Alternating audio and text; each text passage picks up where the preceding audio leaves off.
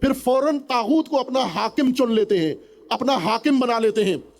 یتحاکموا الی الطاغوت وقد امروا ان یکفروا بہ، جبکہ ان کو حکم یہ دیا تھا اللہ نے کہ طاغوت کا تم نے انکار کرنا ہے، طاغوت کا انکار کر کے اللہ پر ایمان لانا ہے، نہ کہ اللہ پر ایمان لا کے طاغوت کو انکار کرنا ہے۔ لا الہ الا اللہ، جسے ہم کلمہ طیبہ کہتے ہیں، جسے دین کی بنیاد کہتے ہیں، جو توحید و اساس ہے، یہ توحید لا سے شروع ہوتی ہے، یہ انکار سے شروع ہوتی ہے، وہ انکار جو پاکستانیوں نے نہیں کیا۔ یہ امیر المومنین یہ امام صادق علیہ السلام کا فرمان ہے۔ امام جعفر صادق علیہ السلام فرماتے ہیں کہ بنو امیہ نے لوگوں کو ایمان سکھایا اور کفر بالطاغوت نہیں سکھایا، اس لیے کہ یہ ایمان کی باتیں کر کے لوگوں کو ورغلا لیں اور لوگ یہ تصور ہی نہ کریں کہ ایک طرف سے ایمان کرتے ہو اور دوسری طرف سے شرک و کفر کی ہر چیز بھی تم نے اپنائی ہوئی ہے۔ اگر یہ دونوں چیزیں پڑھاتے، امام جعفر صادق علیہ السلام فرماتے ہیں کہ بنو امیہ نے چالاکی کی ہے، مکاری کی ہے، آدھا دین پڑھایا ہے اور وہ ایمان پڑھایا ہے کہ اللہ کو مانو، لیکن قرآن کہتا ہے کہ طاغوت کا انکار کرو۔ اور پھر امام فرماتے ہیں کہ یہ جو اللہ تبارک و تعالیٰ نے فرمایا لا الہ الا اللہ، جو پہلے ایمان لے آئے اور کفر طاغوت نہ کرے، انکار طاغوت نہ کرے، اس نے صحیح راستہ نہیں اپنایا۔ جو پہلے انکار کرے طاغوت کا اور ایمان اللہ پہ لائے، اقرار کرے، اس کو سہارا ملا ہے۔ پاکستانی ایمان لے آئے ہیں، اللہ کو مانتے ہیں، لیکن آپ دیکھیں ڈوب بھی رہے ہیں، تباہ بھی ہو رہے ہیں، برباد بھی ہو رہے ہیں۔ کیا چیز چھوٹ گئی تمہارے ہاتھ سے؟ اللہ پہ ایمان چھوٹ گیا؟ نہیں، وہ ہے رسول اللہ پہ ایمان ہے، دوسروں سے زیادہ ہے۔ پاکستانیوں کا ایمان دوسروں سے زیادہ ہے، لیکن اس کے باوجود پاکستانیوں کی مشکلات دوسروں سے زیادہ ہیں۔ اقبال کے بقول عجبان نیست کہ اعجاز مسیحا داری، عجبان است کہ بیمار تو بیمار تراست۔ تعجب اس بات کا نہیں ہے کہ تیرے اندر نفس مسیحا و معجزہ ہے، مسیحا ہے، تو نجات دہندہ ہے، تو ہے نجات دہندہ۔ تیرے مریض کی حالت دوسرے مریضوں سے بدتر ہے۔ تیرا مریض پاکستان ہے، تیرا مریض یہ ملت ہے، اس کی حالت آج سب پوری امتوں سے۔ افغانستان جو آشوب زدہ سرزمین ہے، اس کی اقتصاد جس کو کسی نے ابھی تک تسلیم نہیں کیا، بے شمول پاکستان کے، ان کی اقتصاد جن کے ساتھ کوئی تجارت نہیں ہے، کچھ بھی نہیں ہے، پابندیاں ہیں، نہ سفارتی تعلقات ہیں، دنیا نے مانا ہی نہیں ہے، اور ان کے اقتصادی حالت پاکستان سے بہتر ہے۔ خب یہ آیا پاکستانیوں کے لیے سوچنے کا مقام نہیں ہے کہ کیا ہوا؟ آیا اللہ پہ ایمان میں کمی آ گئی؟ نہیں آئی۔ یقین جانے پاکستانیوں کا ایمان اللہ پہ کامل ہے، پاکستانیوں کا ایمان نبوت پہ ہے، پاکستانیوں کا ایمان قرآن پہ ہے۔ اس لیے تو ذرا قرآن کے خلاف کوئی بات کرے زندہ جلا دیتے ہیں۔ نبوت، ختم نبوت پہ کوئی نہ بھی کیچڑ اٹھا لے، پھر بھی یہ اٹھ کے 24 گھنٹے فعال ہیں، ختم نبوت کے پہرے دار بنے ہوئے ہیں، جبکہ ختم نبوت کے خلاف اس طرح کی کاروائی نہیں ہوتی جتنا پہرا دیا جا رہا ہے۔ تو یہ ایمان کی علامت ہے ساری، خاتمیت پہ ایمان ہے۔ پھر اتنے کیوں ایمان اللہ پہ ہونے کے بعد اتنے ذلیل و رسوا کیوں ہیں، اتنے بدبخت کیوں ہیں؟ کوئی چیز چھوٹ گئی نا تم سے۔ اور وہ امام صادق علیہ السلام فرماتے وہ انکار طاغوت ہے، طاغوت سے دوری چھوٹ گئی تم سے۔ طاغوت کو بیچ میں رکھ کر، طاغوت کے اوپر ایمان رکھ کر، طاغوت کے ساتھ مل کر، طاغوت کے ساتھ جوڑ کر، طاغوت کے ذریعے سے آپ مومن اور بہشت بھی جانا چاہتے ہو، یہ راستہ نہیں ہے۔ الم تر الی الذین یزعمون انہم آمنوا بما انزل الیک وما انزل من قبلک یریدون ان یتحاکموا الی الطاغوت وقد امروا ان یکفروا بہ ویرید الشیطان ان یضلهم ضلالا بعیدا۔ شیطان یہ کام کرتا ہے کہ تمہیں طاغوت کے ساتھ جوڑ کر، طاغوت کے ساتھ تمہارا رشتہ پکا کر کے، پھر اس کے بعد تمہیں بہت دور گمراہی میں جا کر دھکیل دیتا ہے اور ڈال دیتا ہے۔ یہ شیطان کی روش ہے۔ اس ملک کے اندر یہ شیطانی حربہ استعمال ہوا ہے کہ پاکستانی قوم کو طاغوتوں سے دوری کا سبق کسی استاد نے، معلم نے نہیں پڑھایا۔ سورہ ہود میں اللہ تبارک و تعالیٰ کا فرمانا ہے پاکستانیوں کے نجات کا راستہ کتاب انقلاب میں ہے، یہ کتاب انتخابات نہیں ہے۔ قرآن اٹھا کے ووٹ مانگنے چلے جاتے ہو اور قرآن اٹھا کے آپ لوگوں سے جا کر نجات کا راستہ دکھاتے ہو۔ قرآن کیا بتاتا ہے نجات کیسے پاؤ گے؟ آیا 113 سورہ ہود میں ہے، وَلَا تَرْكَنُوا إِلَى الَّذِينَ ظَلَمُوا فَتَمَسَّكُمُ النَّارُ وَمَا لَكُم مِّن دُونِ اللَّهِ مِنْ أَوْلِيَاءَ ثُمَّ لَا تُنصَرُونَ۔ علماء کرام تشریف فرمائے، ہر مسلک کے علماء ہیں، یہ آیات ان کے جا کر اپنے اپنے مسلک کے ترجموں میں جا کر بے شک ترجمہ دیکھ لینا۔ اس آیت کا معنی یہ ہے وَلَا تَرْكَنُوا إِلَى الَّذِينَ ظَلَمُوا فَتَمَسَّكُمُ النَّارُ، جو ظالم ہیں، جنہوں نے ظلم کیا ہے، جو ستمگر ہیں، ان کی طرف اپنا جھکاؤ مت پیدا کرو۔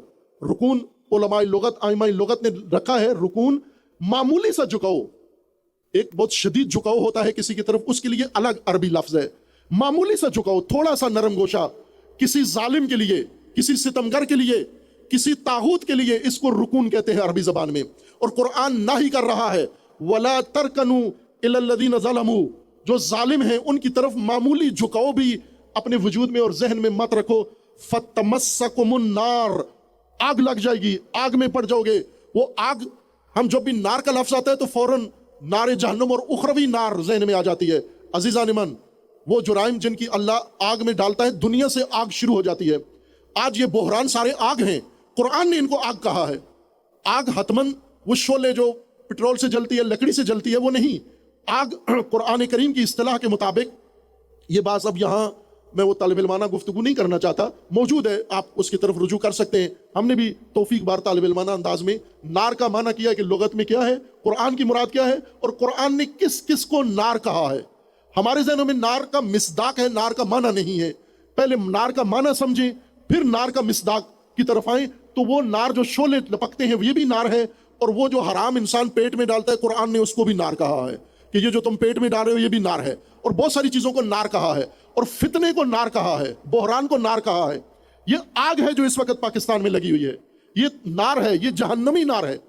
ایک کسی محفل میں کسی ادیب نے یہ جملہ کسی دوسرے سے نقل کیا، میرے ذہن میں نہیں وہ کون شخصیت تھے، انہوں نے لاہور کے ہمارے جامعہ کے اندر انہوں نے کہا، نام لیا ایک ادیب کا کہ ظاہراً مستنصر حسین تارڑ کا انہوں نے جملہ نقل کیا تھا کہ انہوں نے اپنی کسی کتاب میں یہ گفتگو میں کہا ہے کہ کہیں قیامت برپا تو نہیں ہو گئی اور جنت جہنم میں تقسیم تو نہیں ہو گئی.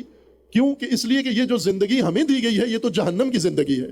کہیں ایسے تو نہیں کہ قیامت ہماری برپا ہو گئی ہے اور جہنم ہمارے حصے میں لکھ دی گئی ہے. یہ نار ہے عزیزان، اس وقت نار ہے پاکستان میں، ہر طرف آگ لگی ہوئی ہے. اس آگ کو بجھانا ہے، لیکن اس کے لیے پہلا قدم قرآن بتاتا ہے کہ ظالموں کی طرف رکون، ظالموں کی طرف جھکاؤ، ظالموں کی طرف تمایل، ظالموں کی طرف اپنا میلان ختم کرو اپنے دل سے. امام نے انقلاب یہاں سے شروع کیا. چونکہ ایرانی طاغوت پرست تھے، جو بیماری ایرانیوں کو لگی ہوئی تھی وہ طاغوت پرستی تھی، طاغوت کو بہت پوجا کرتے تھے. شاہ امام نے اس کا نام ہی طاغوت رکھا ہوا تھا. اگر امام کے خطبات، امام کا کلام دیکھیں تو یہ چیزیں تکرار ہوتی ہیں بہت کثرت کے ساتھ. امام قرآنی اصطلاح، قرآنی ٹرمینالوجی تکرارن اپنے خطبات میں بیان فرماتے ہیں، اور شاہ کو انہوں نے جو نام دیا ہوا تھا وہ طاغوت تھا کہ یہ طاغوت ہے، چونکہ قرآنی اصطلاح ہے. اور ایسا ہی ہے، یوں نہیں کہ ایران کا شہنشاہ طاغوت ہے. ہر وہ حکمران، ہر وہ حاکم جو اللہ کے نظام سے ہٹ کر، جس کو اللہ کی طرف سے اجازت نہیں ہے حکومت بنانے کی، قرآن اس کو طاغوت کہتا ہے. ہر وہ حاکم جو اللہ کے نظام سے ہٹ کر، جس کو اللہ کی طرف سے اجازت نہیں ہے حکومت بنانے کی، قرآن اس کو طاغوت کہتا ہے. وہ طاغوت ہے، وہ طغیان کر کے آیا ہے، اور امام اس کو کہتے تھے یہ طاغوت ہے. ایک پاکستانی رائٹر جس کا میں نے بہت نام لیا ہے، آج بھی ضرورت ہے اس کا نام لیں اور لیتے رہیں گے، مسعود مختار، جس نے اچھی کتابیں لکھی. ان اچھی کتابوں میں سے ایک لوح ایام ہے، جو ایرانی انقلاب کا آنکھوں دیکھا حال ہے. یعنی ایران میں وہ تھا اس وقت پاکستان کا سفیر. وہ یہ لکھتا ہے کہ میں پاکستان سے جب میری وہاں تقرری ہوئی، میری ڈیوٹی لگی وہاں سفیر کے طور پر RCD معاہدہ میں، تو میں سفیر بن کے وہاں گیا. تہران میں اس کا ہیڈ کوارٹر تھا. تو میں نے تہران جانے سے پہلے معلومات اکٹھی کی. ایران سے لوٹے ہوئے لوگ، پلٹے ہوئے، وہ زیارت کے لیے گئے یا وہاں کام کے لیے گئے یا جس حوالے سے، تو ان سے معلومات لی کہ میں جس سرزمین و قوم میں جا رہا ہوں اس کے بارے میں زیادہ سے زیادہ مجھے معلومات ملے. تو کہا کہ ایک فوجی پاکستانی کرنل سفارتی فرائض انجام دے کے واپس آیا ہوا تھا، اور میرے علم میں آیا کہ یہ تازہ لوٹ کر آیا ہے. اس سے میں نے جا کر پوچھا کہ اب میری باری ہے، میں نے 3 سال تہران میں سفارتی ڈیوٹی کرنی ہے، تو آپ مجھے ایران کے بارے میں کچھ معلومات دیں. تو اس نے بڑی مفید معلومات دی جو انہوں نے لوح ایام میں لکھی ہے یہ کتاب میں، اور کہا کہ اس میں انہوں نے یہ بتایا کہ آپ جس قوم میں جا رہے ہو یہ قوم تضاد کا شکار ہے، اس قوم کے اندر تضاد پایا جاتا ہے. کہا وہ کیا تضاد ہے؟ کہا تضاد یہ ہے کہ یہ ساری قوم، کیونکہ اکثریت شیعہ ہیں، ساری قوم امام حسین علیہ الصلوۃ والسلام کی نام لیوا ہے، امام حسین کی عاشق ہے، امام حسین کے نام پر جیتے ہیں، امام حسین کے نام پر اٹھتے بیٹھتے ہیں. ہر وقت ان کے لبوں پر نام حسین ابن علی رہتا ہے. نام حسین آ جائے ان کی آنکھوں میں آنسو آ جاتا ہے. ایک طرف سے حسین ابن علی کے ساتھ اتنا عشق والہانہ رکھتے ہیں، دوسری طرف سے 2500 سال سے یزیدیت کے سائے میں زندگی گزار رہے ہیں. نظام یزیدی ہے ان کا، طاغوتی نظام ہے. یہ ادیب تھا یہ سفیر ہمارا مسعود مختار مرحوم، اور انہوں نے کہا میں چلا گیا اور جا کر دیکھا کہ واقعاً یہ تضاد ہے یا نہیں. کہا پوری شدت کے ساتھ یہ تضاد تھا. ہر ایرانی کی زبان پر، نام پر، لب پر نام حسین اور اس کے سر پر سایہ طاغوت. کہا میں نے محسوس کیا کہ یہ تضاد تو موجود ہے ان کے اندر، یہ تو طاغوت پرست ہیں، سارے طاغوت کے پسند کرنے والے ہیں، تو یہ کیسے ممکن ہے؟ کہا پھر میں وہیں تھا، میری اسی تعیناتی کے اندر ہی میں نے دیکھا وہ رہبر ان کا آ گیا جس کی اقبال نے نوید سنائی تھی، می رسد مردی. وہ مرد آ گیا، پیرس سے اترا تہران کے اندر آ کر اور اپنی ملت کو دو ٹوک لفظوں میں کہا، یا لبوں سے نام حسین ہٹا دو یا سروں سے سایہ طاغوت ہٹا دو. لیکن ان لوگوں نے اپنے رہبر سے عہد کیا کہ نام حسین نہیں چھوڑ سکتے، سایہ طاغوت مٹا سکتے ہیں. اور کہا پھر میں نے آنکھوں سے دیکھا طاغوت کو ڈوبتا ہوا اور طاغوت کو غرق ہوتا ہوا، میں نے آنکھوں سے دیکھا اور وہ قوم تضاد سے باہر آ گئی. عزیزان، امام نے آ کر انقلاب آغاز کہاں سے کیا؟ لا سے کیا. پہلا درس امام نے آ کر یہی لا، بالکل کلمہ طیبہ پڑھایا، لا الہ الا اللہ، اللہ کے علاوہ تمہارا کوئی الہ نہیں ہے، نہیں ہے کوئی الہ اللہ کے علاوہ. لا کروایا ان کو. یہ لا نہیں سیکھے ہوئے تھے، یہ طاغوت کے پجاری تھے، طاغوت کے دسبوسی کرتے تھے. اور علماء کی ایک بڑی تعداد طاغوت پرست تھی، اور اس سے بڑی تعداد طاغوت کے سامنے جھکی ہوئی تسلیم تھی اور طاغوت کے ہر فرمان کو اطاعت کر رہے تھے، اس کی عبدیت اختیار کی ہوئی تھے، غلامی اختیار کی ہوئی تھے. امام نے آ کر خود طاغوت کا انکار کیا، قوم سے طاغوت کا انکار کروایا. عزیزان، یہاں میں یہ گزشتہ چند مجالس میں یہ نقطہ میں نے بیان کیا ہے. حضرت امام جعفر صادق علیہ الصلوۃ والسلام کے روز شہادت، اور یہ چند دن پہلے حضرت امام رضا علیہ الصلوۃ والسلام کے روز ولادت میں یہ مختصر گفتگو، چونکہ جمعہ کے دن ہوتی ہے تو وہ مختصر ہوتا ہے وقت اس کا، وہاں عرض کیا تھا عصر امام صادق و عصر امام رضا علیہ السلام. وہاں پر یہ موضوع میں نے عرض کیا کہ امام عصر امام ہیں، امام معصوم موجود ہیں. شیعہ کے اعتقاد کے مطابق، چونکہ اہل سنت بھی ائمہ اطہار کو امام ہی مانتے ہیں. آپ جب بھی کسی سنی سے سنیں گے، ناسبی سنی نہیں ہے، ناسبیوں کو سنیوں کے کھاتے میں نہ ڈالو. اور اہل سنت کو بھی واضح طور پر اون نہیں کرنا چاہیے کہ ناسبی کا اہل سنت سے کوئی تعلق نہیں ہے. جس طرح غالی شیعہ نہیں ہے، کافر ہے اور مشرک ہے، اسی طرح ناسبی سنی نہیں ہے. شیعہ اور سنی مسلمانوں کے دو فرقے ہیں، غالی اور ناسبی کا مسلمانوں سے کوئی تعلق نہیں ہے. تو ان کو اپنی صفوں سے پاک کرو، نکالو باہر. اہل سنت جب بھی امام حسین کا نام لیں گے امام کہیں گے ساتھ، امام حسن کا نام لیں گے امام کہیں گے ساتھ. یہ حسینی صاحب تشریف فرما ہیں، ان کے بزرگ رہنما قائد و پیشوا ان کے، وہ ہمارے جامعہ کے اندر بیٹھ کر انہوں نے لکھا ہوا منشور اپنی جماعت کا مجھے دیا کہ یہ پڑھو آپ، مختصر تھا، میرے پاس موجود ہے. اور پھر انہوں نے اپنی گفتگو اپنے منشور کی وضاحت میں کی اور اہل سنت کو خطاب کر کے کہا کہ تم سبق بھول گئے ہو، امام اہل سنت کے ہاں بھی اصل جو نظام ہے وہ امامت ہی کا نظام ہے. یہ ان کی گفتگو ریکارڈ بھی ہے، ان کے منشور میں لکھی ہوئی ان کی بڑی منطقی تحریر ہے، بڑی مضبوط اور پختہ، بھائی کہ مختصر ہے. یہ انہوں نے کہا اہل سنت کو خطاب کر کے کہ امامت ہی ہے تمہارا بھی مذہب.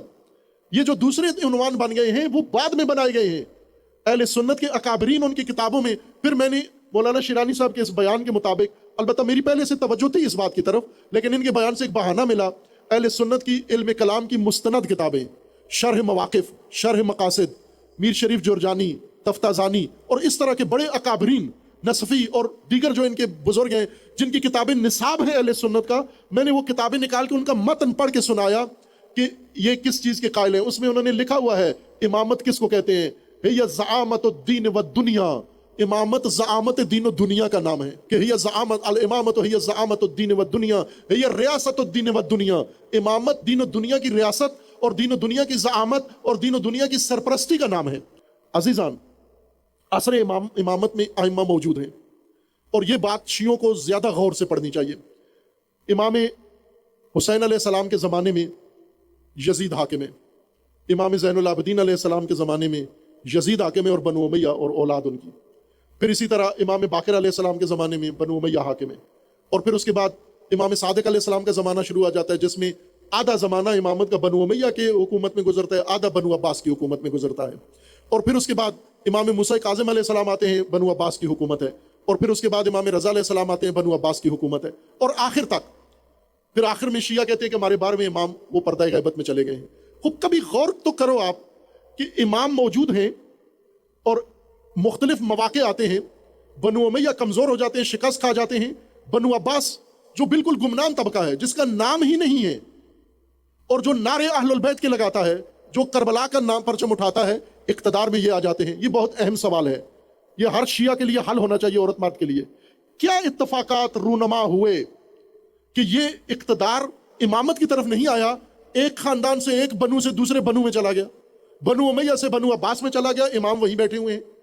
کیا ہوا؟ اصل جو ماجرا ہوا وہ یہ تھا کہ امام زین العابدین علیہ السلام کیا ان کے پیروکار نہیں تھے؟ کیا شیعہ ختم ہو گئے تھے؟ کیا امت نے ان سے رخ موڑ لیا؟ ایسا نہیں تھا۔ جتنے بھی اقتدار میں تبدیلیاں آئی ہیں وہ اہل البیت کے نام پر آئی ہیں، یعنی اہل البیت کا ایک مقام لوگوں کے دلوں میں تھا۔ کربلا کے بعد اور زیادہ توجہ آئی لوگوں کی، لیکن اس بیچ میں اقتدار پرست طبقہ پیدا ہوتا تھا جو اہل البیت کے ماننے والوں کی توجہ امامت سے ہٹا کے طاغوت کی طرف کر دیتا تھا۔ یہ بڑے نام ہیں، کوفہ میں بھی تھے، خصوصاً امام صادق علیہ السلام کے زمانے میں جو امام نے دو بڑے لیڈر ابو مسلم خراسانی اور ابو سلمہ خلال، یہ دونوں بڑے رہنما ہیں، ایک کوفہ میں اور ایک خراسان میں۔ یہ بڑے رہنما ہیں چوٹی کے۔ بنو امیہ کی حکومت ختم کر کے بنو عباس کو اقتدار میں بٹھانے والے یہ دو ہیں، دو شیعہ لیڈر ہیں۔ ان کے لشکر ہیں، انہوں نے پرچم بنایا، تحریک چلائی اور سارا تذکرہ کربلا کا کیا، مصائب کربلا کا، شہادت شہداء کا ذکر کیا، خیام کربلا کا ذکر کیا، اور لوگوں کو اٹھایا کہ اٹھو، وقت آ گیا ہے کہ ہم کربلا کا انتقام لیں۔ یہ بنو امیہ ظالمین ہیں، ان کو صفحہ ہستی سے مٹائیں ہم۔ کربلا کربلا، حسین حسین کرتے رہے اور لوگ ان کے کہنے پر ان کے ساتھ ملتے رہے۔ جب یہ مل گئے اور طاقتور ہو گئے، انہوں نے بنو امیہ کے خلاف جنگ کا آغاز کیا، اور بڑا علاقہ شام اور شام کے ارد گرد کا علاقہ ابو سلمہ خلال نے بنو امیہ سے چھین لیا۔ باقی ماندہ سارا علاقہ وہ ابو مسلم خراسانی نے ان سے چھین لیا، اور ان کے آخری حاکم مروان حمار کو قتل بھی کر دیا۔ اور اس کے بعد اب جو پارٹی بنی تھی اہل البیت کے نام پر، جو پرچم اٹھا تھا کربلا کے نام پر، جو تحریک چلی تھی انتقام خون کربلا کے نام پر، اب امام بھول گئے، امام کی طرف نہیں آئے، اب یہ چلے گئے طاغوت کی طرف۔ اور پھر امام کو دھوکہ دینے کے لیے انہوں نے امام کو خط لکھا، یہ تاریخ ہے آپ کی، امام کو خط لکھا، ابو سلمہ خلال نے امام صادق علیہ السلام کو خط لکھا۔ اسے یہ پتہ چلا کہ امام کو میرے بارے میں کسی نے کان بھر دیے ہیں اور میرے بارے میں بتا دیا کہ میں آپ کا نام لے کر کسی اور کے لیے کام کر رہا ہوں۔